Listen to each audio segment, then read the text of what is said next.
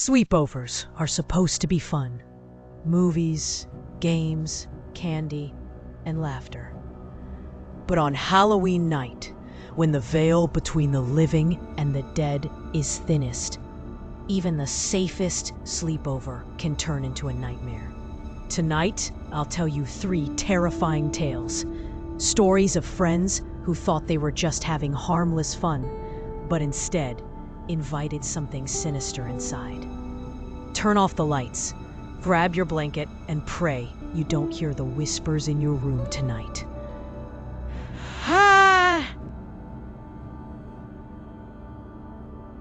Kayla's birthday sleepover was meant to be unforgettable. Her friends, Hannah, Grace, and Megan, brought snacks, costumes, and horror movies. They laughed as they dared each other to try the midnight game, an internet ritual. The instructions were simple: light a candle, write your name on paper, and knock on the door at midnight to invite the Midnight Man. Kayla scoffed, but her friends insisted. At exactly 12 o'clock, they knocked 3 times. Silence.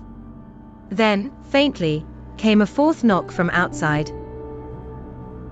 They laughed nervously, thinking it was a neighbor. But as they settled back into their movie, the lights flickered. Megan's candle went out. "Relight it. Quick!" Grace shouted, recalling the rules.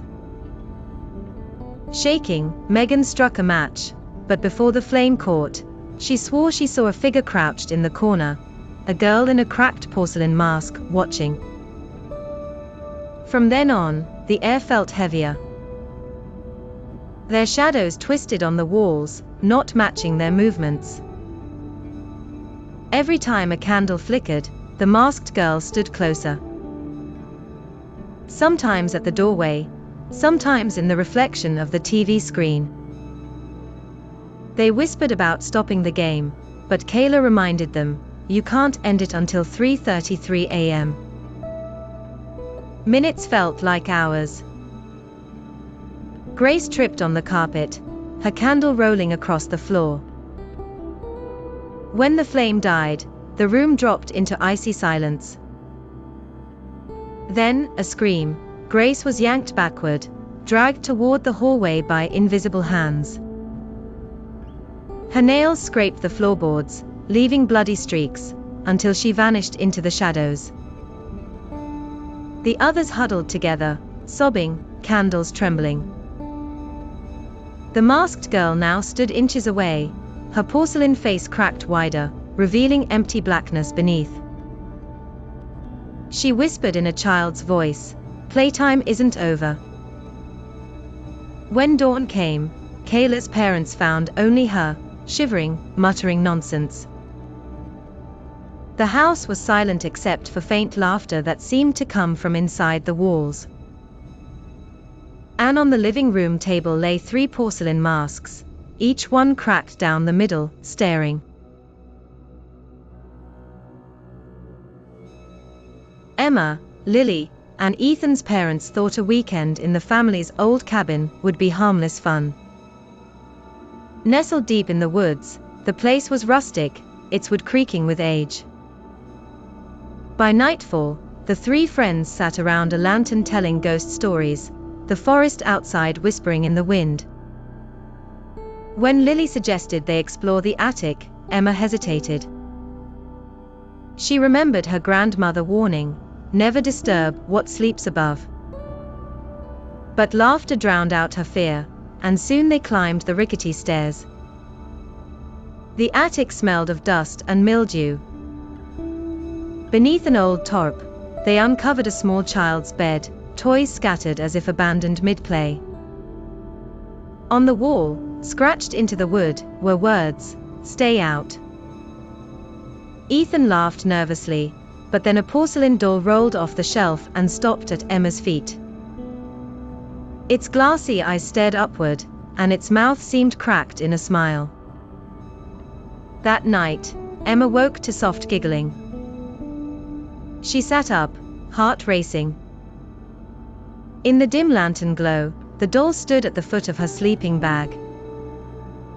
She blinked, then it was gone. A floorboard creaked above them. "The attic," Lily whispered, trembling. The friends huddled together, as heavy footsteps crept down the stairs. The door to the living room opened slowly, though no one touched it. A tall, shadowy figure stepped through, its head tilting unnaturally, eyes glowing faintly like dying embers. "Who's there?" Ethan demanded, his voice shaking. The figure didn't answer, it only pointed toward the children's bed they'd found earlier. Suddenly, the lantern blew out. In the suffocating darkness, they heard the dolls' giggles echoing, multiplied, circling them. Cold hands brushed their faces. Emma screamed as something yanked her hair and dragged her toward the attic stairs. Ethan and Lily tried to pull her back, but the shadowy figure loomed closer, its mouth stretching open to reveal rows of needle-like teeth. By morning, the cabin was still. Only Ethan and Lily remained, curled together, silent and pale. Emma was gone. On the attic wall, fresh scratches read, "She's mine now." Sophie's living room was filled with the glow of jack-o'-lanterns and the scent of popcorn when MIA pulled something unexpected from her backpack, a battered Ouija board.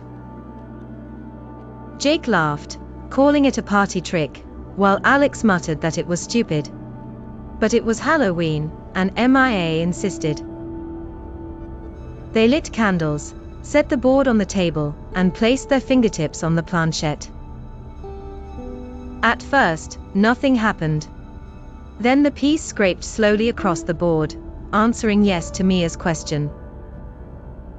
Sophie jerked her hand away, swearing she hadn't moved it. "What's your name?" MIA whispered. The planchette spelled, "Damon." Jake snorted, but the board twitched violently, letters sliding into words, "Let me in." A thunderous knock rattled the front door. The kids froze.